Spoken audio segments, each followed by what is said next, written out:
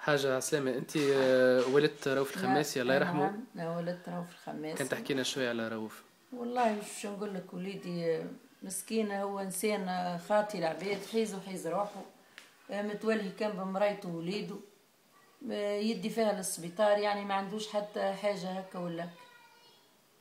قداش عمره رؤوف؟ من عام 72 في الأربعين، 39 وشوي خص.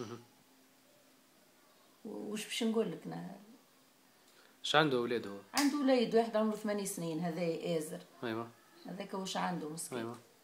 يا خاطي كل شيء يخدم على رواحته، يهز في مرايته للسبيطار، ما الناس الكل تحبه، ما عندوش حتى حاجه يعني. عنده مشاكل قبل؟ ما عندوش حاجه؟ ما عندوش حتى شيء، ما عنده حتى شيء.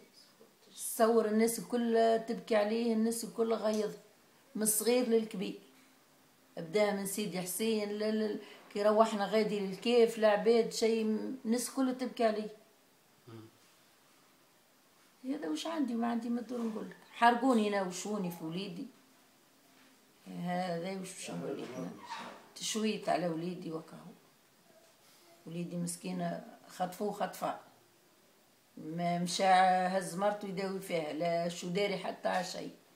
الانسانه ذي انسانه طاغيه ياسر ياسر ياسر. شكون هذه؟ هذه ليلى الفندري، هي اللي حرجت عليه، هي اللي عملت لي هيك، عطت الرشوه عندها علاقه بيه؟ عنده علاقه بيها؟ يعرفوا بعضهم؟ شنو العلاقه بيناتهم؟ نا لولا مشيت لدارها وقعدت عندها، يعني معرفه من جهه الكنه جزيريه، تجي نقعدوا مع بعضنا. هي جزائريه كيف زوجة رؤوف؟ صحيح. اما كانت انا من بسكر وهي من عنابه، هي وهي من عنابه. يعني ما عندكمش فكره شنو اللي خلى فماشي خلاف بيناتهم؟ صارت حتى مشكله بيناتهم؟ ابدا ما عندهمش حتى خلاف. تجي للكنه هاكك صحيح، هيك هو ما ثماش حاجه اخرى يعني. هاي بنت بلادي، هي تجي نمشوا لها للدار، يعني ما عندناش حتى مشكل معاه.